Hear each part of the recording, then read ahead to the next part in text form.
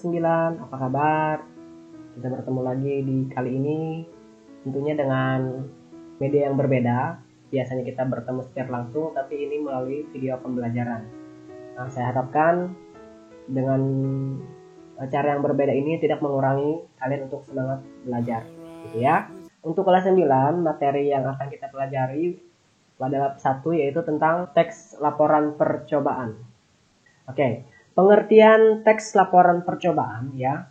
Jadi teks laporan percobaan itu adalah sebuah tulisan yang dibuat oleh peneliti. Dia bisa bersifat individu ataupun kolaborasi secara kelompok ya. Kemudian peneliti melaporkan hasil penelitiannya atau percobaannya dan praktikum karya ilmiah yang dilakukannya ya. Kemudian teks laporan percobaan merupakan sebuah teks yang berisi paparan atau penjelasan yang berupa tentang tujuan, proses, dan hasil dari sebuah percobaan. Teks laporan percobaan adalah suatu teks yang menceritakan tentang sebuah percobaan yang dilakukan oleh seorang peneliti. Ya, jadi yang melakukan percobaan adalah peneliti. Apa tujuan dari teks laporan percobaan? Yaitu untuk memberikan informasi hasil penelitian yang telah dilakukan. Sudah saya bilang tadi, hasilnya itu bisa gagal, bisa berhasil. Namanya juga percobaan kan begitu. Oke, lanjut ya. Langkah-langkah membuat teks laporan percobaan. Ya, langkah-langkah itu berarti dia harus ada struktur. Struktur ini tidak ada di dalam teks laporan percobaan. Jadi dia wajib ada ya, tidak boleh tidak ada ya. Nah, strukturnya terbagi 6 poin. Bisa kalian lihat di slide itu. Yang pertama, teks laporan percobaan itu harus mengandung judul yang hendak diteliti. Ya, judulnya apa? Oh, misalnya membuat tempe menggunakan tepung terigu, bisa jadi namanya juga percobaan kan begitu ya. Kemudian yang kedua, tujuannya apa? Tujuannya adalah untuk memastikan bahwa tepung jagung itu bisa membuat tempe misalnya begitu ya. Lanjut, yang ketiga, kita membutuhkan alat dan bahan untuk membuat percobaan itu. Jadi tidak menggunakan tangan kosong, ada alat dan bahannya, harus itu ya. Yang selanjutnya, langkah atau prosedur penelitian. Jadi dari awal sampai akhir itu ada prosedur penelitiannya, tidak bisa langsung ya. Jadi langkah atau prosedur penelitiannya harus dijelaskan. Yang berikutnya adalah hasil percobaan. Jadi setelah kita melakukan langkah atau prosedur penelitian, hasil percobaan itulah yang akan disampaikan kepada orang, entah itu gagal ataupun berhasil. Yang terakhir dari struktur teks laporan percobaan adalah kesimpulan. Jadi kesimpulannya apa? Bisa kalian sampaikan. Oke, saat ini akan saya tampilkan contoh teks laporan percobaan. Nah, di sana ada apa judulnya? Oh, judulnya adalah membuat selimut tanpa boraks. Itu adalah judul. Ya, jadi laporan percobaan itu harus ada judul. Tidak ada judul boleh Pak? Tidak bisa, harus ada judul supaya orang tahu, oh ini cara membuat selimut tanpa boraks, kan begitu ya. Oke, lanjut. Kemudian yang kedua, struktur yang kedua adalah tujuan. Apa tujuan dari kita membuat laporan percobaan untuk membuat selimut tanpa boraks? Tujuannya adalah dari pembuatan selimut tanpa boraks ini adalah agar menjadi lebih kreatif dan mampu berinovasi dalam berkreativitas. Cara membuat selimut ini cukup mudah serta tidak memakan banyak biaya. Ya.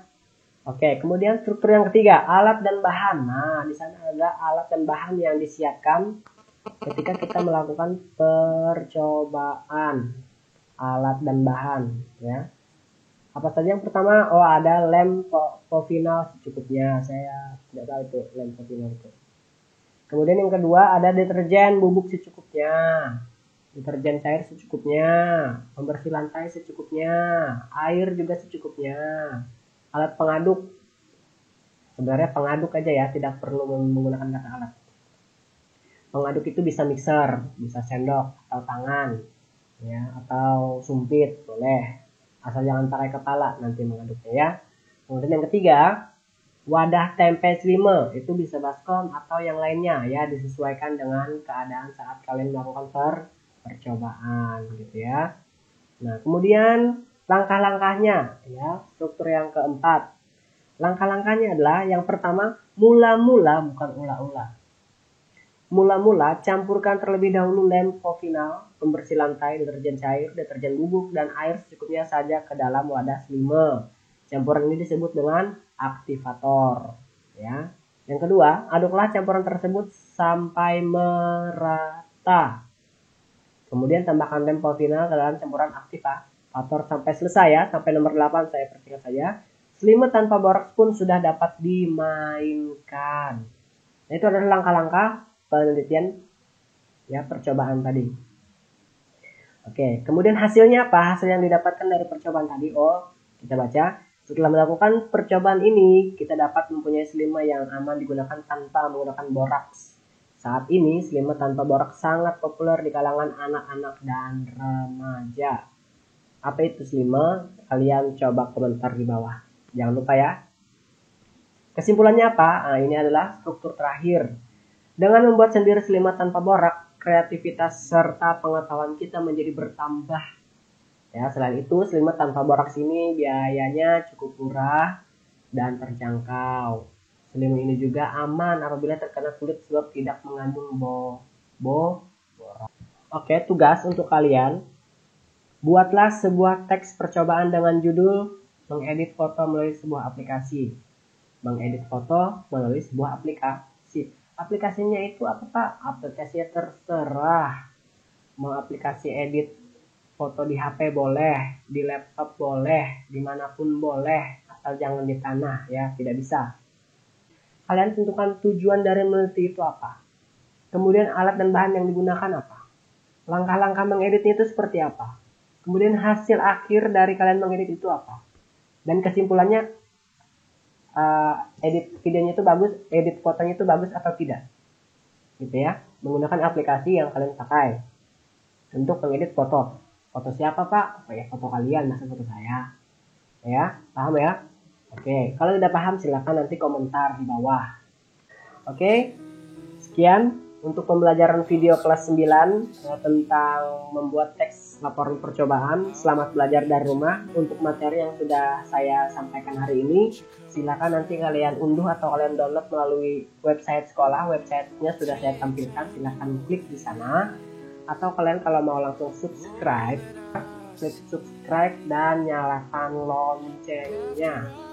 Oke, semoga video ini bermanfaat untuk kalian. Kalau hilapnya saya mohon maaf. Sampai bertemu kembali di pembelajaran berikutnya. Sampai jumpa.